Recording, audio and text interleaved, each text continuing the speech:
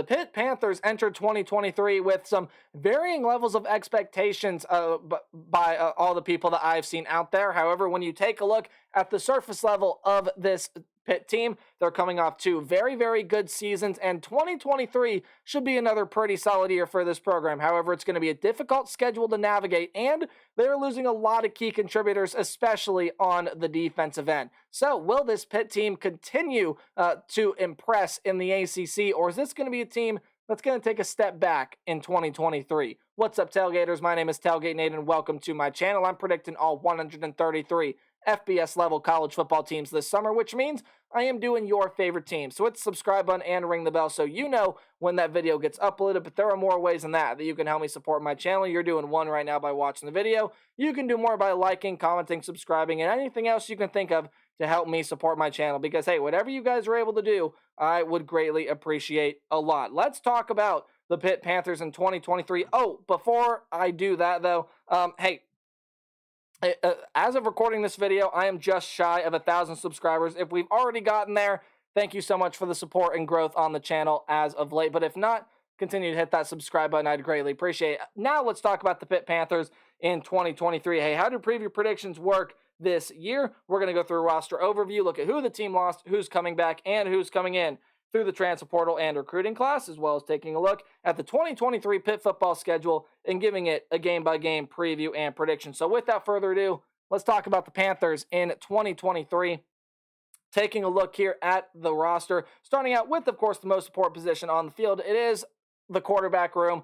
Keaton Slovis is gone and was very underwhelming for this team at the quarterback position last year. 2,397 yards, 10 touchdowns and 9 interceptions on around 58.5% completion percentage. You also lose Nick Patty out of that quarterback room. I think you get an upgrade here with the transfer portal. Christian Velou comes over from Penn State to be that backup, but a former four-star out of high school coming over from Chestnut Hill in Boston College, Phil Jurkovec. This is a guy that has NFL-level talent, has at one point in his college career been projected to be a first or second round NFL level draft pick. He's had some problems staying healthy and with some consistency issues. If he can fix those, this is definitely going to be an upgrade in the quarterback room for the Pittsburgh Panthers as Keaton Slovis has moved on to BYU. However, the running back room is not so lucky. You lose a 1,400-yard rusher in Israel Abanikanda from last year, 239 carries, 1,431 yards, and 20 rushing touchdowns last season. Going to be really hard to replace a player of his caliber. He was really good for this Panther team.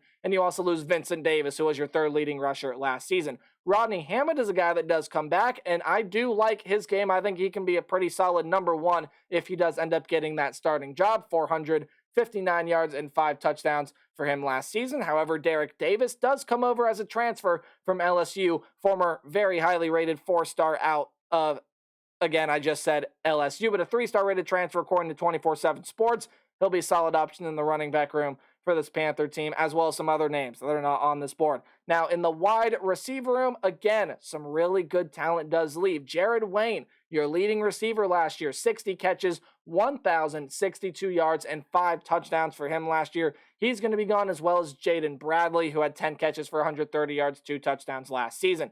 You got two really good players coming back in the wide receiver room, though. Kanata Mumpfield, the former Akron transfer, was your second leading receiver. 58 catches, 551 yards, and a touchdown. And then Bub Means, 27 catches, 401 yards, and 2 touchdowns from last season. And you get a transfer over in Dejon Reynolds, former 4-star out of high school, coming over by way of the Florida Gators. In the tight end room, Gavin Bartholomew does come back, 283 yards and 2 touchdowns. Carter Johnson also returns, and you get a transfer over from USC, another former 4-star out of high school, 3-star rated transfer. It's Malcolm Epps. On the offensive line, you're going to lose a lot. Gabriel Hoy, Marcus Minor, Carter Warren, and Owen Drexel are going to be gone. But you do return Terrence Anos, Jake Cradle, Ryan Jacoby, and Matt Goncalves. Apologies for any mispronunciations to all my Pitt fans out there. When you take a look at the defensive line, or I should say the defensive side of the football in general, this is where a lot of key contributors are gone. Yes, you lost a 1,000-yard receiver. You lost a 1,400-yard rusher. There are some good pieces on the offensive line gone, but defensively, man, this is the defense that loses a lot of talent from last season, starting out with Habakkuk Baldonado. Probably butchered that first name. Again, I apologize to all my Pitt fans out there. Very, very good player. Only 24 tackles, 2 sacks last year, but was a monster on the defensive line, as well as Kalia Cansey led the team, or I guess was tied for the team in sacks last year with 31 tackles. He was a top 10 tackler, as well as Deslin Alexander. He's going to be gone as well, had 5.5 sacks, 29 tackles last year. That's a lot of production gone off the defensive line. However, you do get guys like David Green, Dayan Hayes, Tyler Bentley, and Devin Danielson that are all going to be coming back to this defensive line. I think it'll still be a nice, solid defensive line this year. Again, Green had 3.5 sacks. Green had 3.5 sacks last year. You get some other pieces back, but you lose a lot of key contributors from that defensive line, and you lose a huge contributor in the linebacker room, your leading tackler, and again was tied for the team lead in sacks last year. Servassier Dennis, 91 tackles, 7 sacks, did have an interception last year as well, and you also lose Tyler Wiltz, who was your 4th leading tackler, did have 2 sacks, 49 tackles for him last season. You do get a freshman coming in this program, Jordan Bass. That'll be a nice boost to the linebacker room. 4th overall player out of the state of Virginia, 197th overall player according to 24/7, a 4-star. And you also do return Bengali Kamara, very good player there. 7 passes defended, 47 tackles last year. Shane Simon also returns. He's another good player, as well as Solomon DeShields will be a nice piece to the linebacker room, had 4 sacks to his name last season. The defensive back room is also a victim of talent losses. Eric Hallett, very, very good corner, is going to be gone. 52 tackles, 3rd on the team last year. 2nd on the team with 9 passes defended and tied for the team lead, 3 interceptions last season, as well as Brandon Hill is going to be gone as well, was your 2nd leading tackler at 67 tackles last season. You do get a transfer, though, coming over by way of the Florida Gators and Donovan McMillan, a 4-star rated transfer in his right. MJ Devonshire does come back, 7 passes defended, 3 interceptions, 32 tackles for him last year. A.J. Woods led the team with 12 passes defended, and Marquise Williams, among some other names, will come back. So there still is a lot of talent here. Just a lot of key contributors are going to be gone. Guys are going to have to step up for this team from the portal and from depth in the roster from last season as well. Your head coach is Pat Narduzzi, offensive coordinator Frank Signetti, defensive coordinator in Randy Bates. As we take a look at the Panther football schedule, and there are no shortage of some hard games on the schedule, but let me go through it real quick. Any game you see at home is going to be underlined. Any game on the road will be in italics or the slanted text. Any game you see in green is a game I got the Panthers winning easily. Any game in yellow, hey, that game will be a challenge for Pitt, but it's a game I see the Panthers end up winning, and red is a loss. I think you'll get an easy win to start out the game.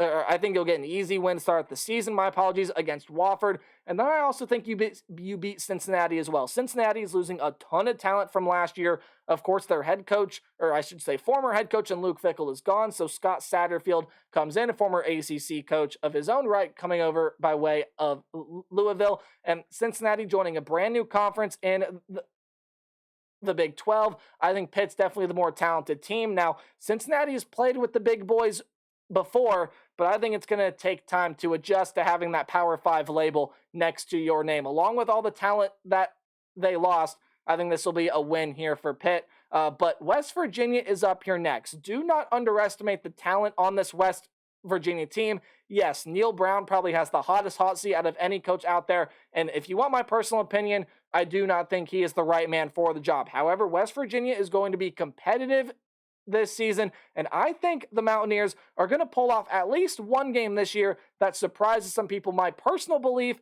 is it happens to be this game right here. I do have the Panthers dropping this out-of-conference game to the West Virginia Mountaineers. Now, Pitt, I do think definitely is the more talented team, but West Virginia on the road, very tough team to play. I think the Mountaineers will get this one done, and they pull the upset against Pitt.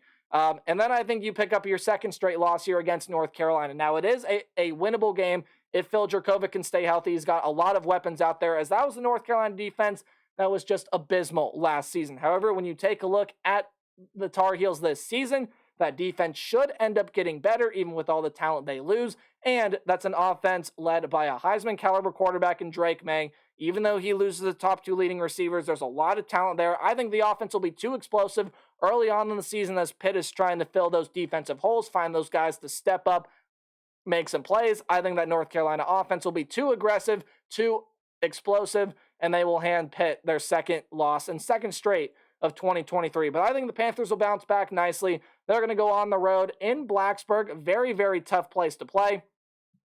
Should be a week 5 game, not a week 6 game. I apologize for the graphical error there, but that should be a game that I think Pitt's going to win. I think it's going to be another rough year in Blacksburg for that team. Now, again, on the road, do not underestimate that game. I do think Pitt is the more talented team, but that's going to be a very tough game to play on the road against Virginia Tech. It'll also be a very tough game to play here against Louisville after the bye week. Again, apologies for the graphical error. Should be a week 5 game instead of a week 6 game, but this Louisville team is going to be really, really good this season. Jack Plummer is coming in there at quarterback. He's got a very familiar head coach there with Jeff Brom. He knows this program really well. Of course, played there, grew up watching him, was born in Louisville. That's a team that could be a sleeper team in the ACC this season, but I think Pitt's going to get the better of them here. Excuse me, my apologies. I think coming off of the bye week here, I think Pitt's going to be very well rested. By this point, I think you start to see that defense fill those holes. I think Phil Jurkovec, again, if he's healthy, is going to be playing some really good football. He's got a lot of talented weapons. Hey, Louisville's not without their fair share of losses as well. They just recoup a lot more in the portal than Pitt. But I do think Pitt's going to end up getting the better of Louisville in this game right here. They're going to be able to take home the victory. And then I do think you go on the road and beat Wake Forest with Sam Hartman gone, as well as A.T. Perry gone. That's a lot of explosiveness gone off of the offensive end. I think Pitt's going to be able to take advantage of that defensively. Offensively, they'll put up enough points to win that game on the road against Wake Forest. However, your next 2 games are very, very tough. You got to go on the road and play Notre Dame. I think that's a loss right there. We just spoke about the explosiveness and big playability of Sam Hartman. Well, you don't get it at Wake Forest this year, but you do get it at Notre Dame, and that's a Notre Dame defense that's going to improve as well. That's a very, very tough game to play for Pitt, especially going on the road, winning that game.